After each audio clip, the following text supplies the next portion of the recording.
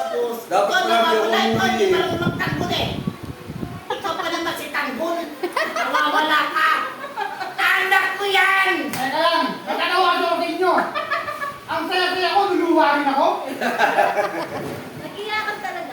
Masaya ako nang dumating. Sayang na yan. Masaya ako nang dumating doon. Parang pinakawawa. Ano sabi niya? Pinagtatanggol ng sama niya. Ito naman, Chris namin. Atin natin na lang na. Ito, presidente ka. Ikiusap ka. May tuloy lang ka sa katapusan. Marami nakabuko pang volunteer. Hindi lalaki ulo nila. Diba? So tuloy pa rin sila. Oo. Ano ba sila? Hindi na tumipok ngayon eh. Wala na silang pasok ngayon.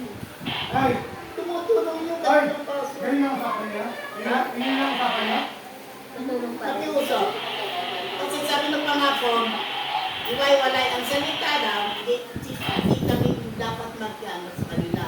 Ang pinanindigan, si Panusa ang magdapat. Sabi ko, di ba po nag-meeting kami? Nag-meeting kami ni Principal, di ba po press? Nag-meeting kung sino nakatoka sa atin ang feeding. Kung sino ang pang-umaga, yan ang papawak sa feeding.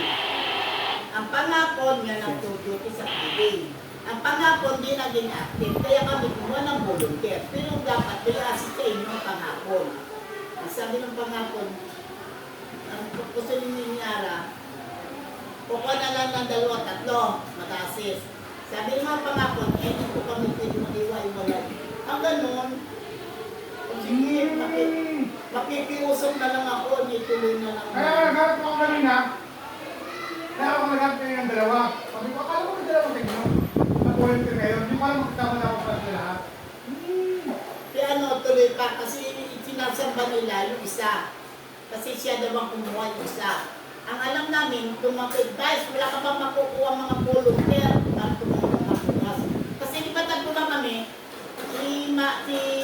tatlo kami, pag iniwan ko si Mami iba, pupunta na ko sa gate, tag-iisa yung isa. Kaya ay siya naman, kinuha namin para taga-hugas. Yung isa Spain, yan ang taga-hugas dati. Silang dalawa na iwan ko eh. Nakakawa si Mami iba. Kaya kumuha kami volunteer. Siya